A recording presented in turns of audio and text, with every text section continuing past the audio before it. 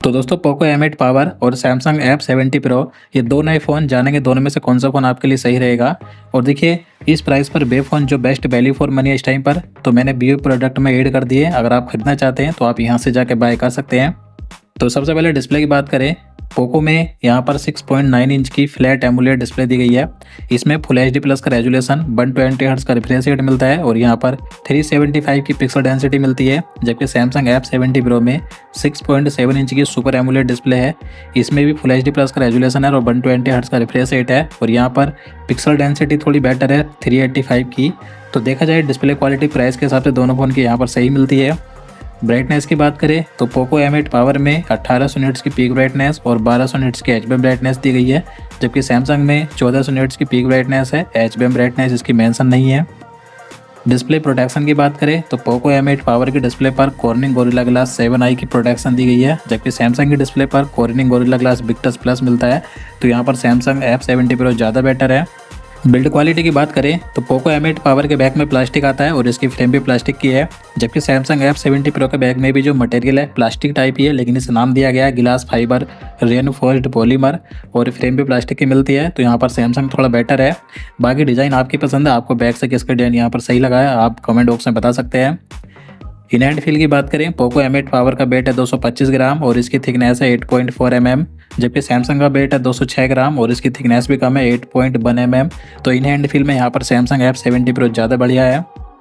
IP rating की बात करें तो पोको M8 पावर में IP65 की रेटिंग दी गई है, जबकि सैमसंग में IP64 की रेटिंग मिलती है। तो यहाँ पर थोड़ा बेटर है पोको।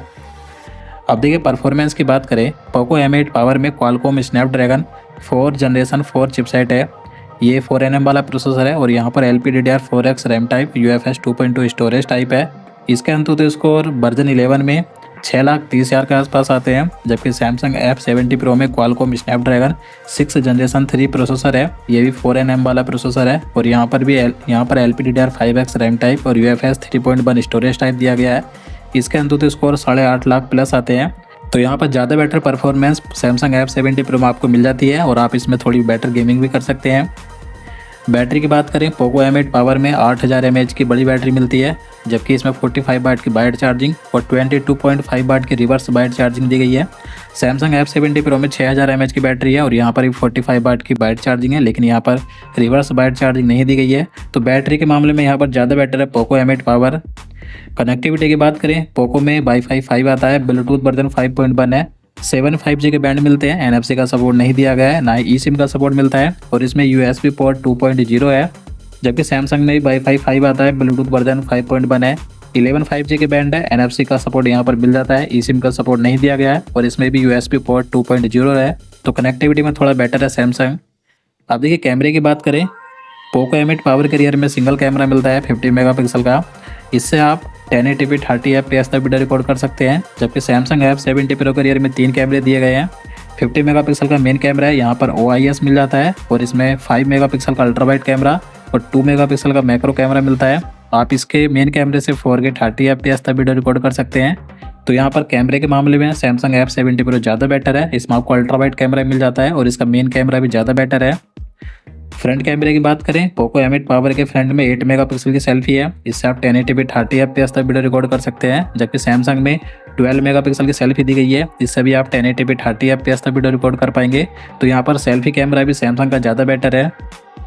OS एंड UI की बात करें, पोको M8 पावर में HyperOS 3 आता है एंड्रॉइड 16 के साथ। यहाँ पर 4 OS अपडेट और 6 साल तक सिक्योरिटी अपडेट मिलेंगे।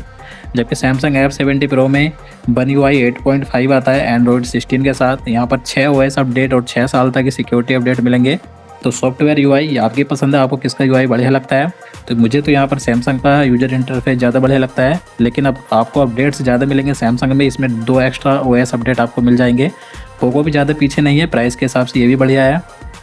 मल्टीमीडिया की बात करें, पोको M8 पावर में सिंगल स्पीकर आता है। इसमें यूट्यूब पर HDR का सपोर्ट नहीं दिया गया है, ना ही नेटफ्लिक्स पर मिलता है। जबकि सैमसंग F70 प्रो में भी सिंगल स्पीकर है, लेकिन इसमें डोल्बी एटमॉस का सपोर्ट है और यहाँ पर यूट्यूब पर HDR का सपोर्ट मिल जाता है, नेटफ्लिक्स पर नहीं है। तो मल्टीमीडिया के लिए ज़्यादा बेटर है सैमसंग। फिंगरप्रिंट की बात करें तो देखिए दोनों फ़ोनों में एमुलेट डिस्प्ले दी गई है। तो पोको M8 पावर में तो इन डिस्प्ले फिंगरप्रिंट मिल जाता है, लेकिन सैमसंग में इन डिस्प्ले फिंगरप्रिंट नहीं मिलता है। इसमें साइड माउंटेड फिंगरप्रिंट दिया गया है। अब यहाँ पर प्राइस की बात करें, पोको M8 पावर का बेस ब्रांड 6 128GB के साथ आता है। इसका जो प्राइस रखा गया है पहली सेल में आपको डिस्काउंट मिलेगा। डिस्काउंट के बाद इसका जो प्राइस है 21,999 है, यानी 22,000 रुपये में ये फ़ोन आपको मिल जाएगा। जबकि सैमसंग F70 प्रो का बेस ब्रांड भी 6 128GB के साथ आता है। ऑफर्स के बाद इसका जो प्राइस यहाँ पर हो जाता है 23,999 है। तो प्राइस में कोई दोनों में ज़्यादा बड़ा डिफरेंस यहाँ पर नहीं है, सिर्फ 2,000 रुपये का अंतर है।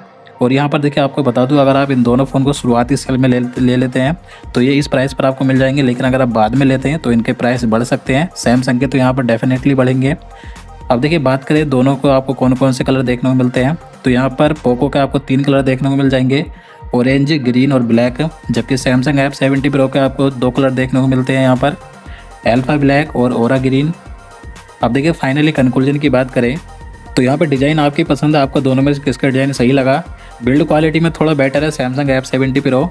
डिस्प्ले दोनों फ़ोन के यहाँ पर सही मिल जाती है, लेकिन मेरे हिसाब से फिर भी थोड़ी बेटर डिस्प्ले है सैमसंग F70 प्रो की, क्योंकि इसकी पिक्सल डेंसिटी थोड़ी और ज़्यादा दी गई है। साथ ही ये सैमसंग की डिस्प्ले है तो ये बेटर है। परफॉर्मेंस के मामले में भी सैमसंग यहाँ पर ज़्यादा बेटर है। गेमिंग के लिए दोनों फ़ोन नहीं है, लेकिन थोड़ी और बेटर गेमिंग कर सकते हैं सैमसंग F70 प्रो में। कैमरे के लिए भी यहाँ पर सैमसंग ज़्यादा बेटर है। बैटरी आपको ज़्यादा बड़ी मिलती है पोको M8 पावर में। चार्जिंग दोनों फ़ोन में सिमिलर है, लेकिन रिवर्स वाइड चार्जिंग चाहिए तो पोको में ही मिल जाती है। IP रेटिंग थोड़ी बेटर है पोको की। डिस्प्ले प्रोडक्शन वैसे प्राइस के हिसाब से दोनों फ़ोन पर काफ़ी बढ़िया है, लेकिन यहाँ पर सैमसंग F70 प्रो पर और बेटर डिस्प्ले प्रोडक्शन मिल जाती है। OS एंड UI के मामले में यहाँ पर सैमसंग ज़्यादा बेटर है। हालाँकि आपकी चॉइस है, आपको पोको का HyperOS पसंद आता है या नहीं आता है। तो बात करें दोनों में से कौन सा फ़ोन आपको लेना चाहिए, तो यहाँ पर मेरे हिसाब से सैमसंग F70 प्रो 25,000 के अंदर काफ़ी बढ़िया फ़ोन है। पोको में आपको सिर्फ बड़ी बैटरी मिलती है, बाकी इस फ़ोन में इतना कुछ खास नहीं है। सैमसंग में यहाँ पर आपको परफॉर्मेंस बेटर मिल जाती है पोको से, कैमरा क्वालिटी इसकी बेटर है और यहाँ पर डिस्प्ले प्रोडक्शन काफ़ी बढ़िया दी गई है। साथ ही ब्रांड वैल्यू इस फ़ोन की काफ़ी बढ़िया है, सॉफ्टवेयर UI एक्सपीरियंस काफ़ी बढ़िया मिलता है इसका। तो 25,000 के अंदर सैमसंग का ये फ़ोन काफ़ी बढ़िया है।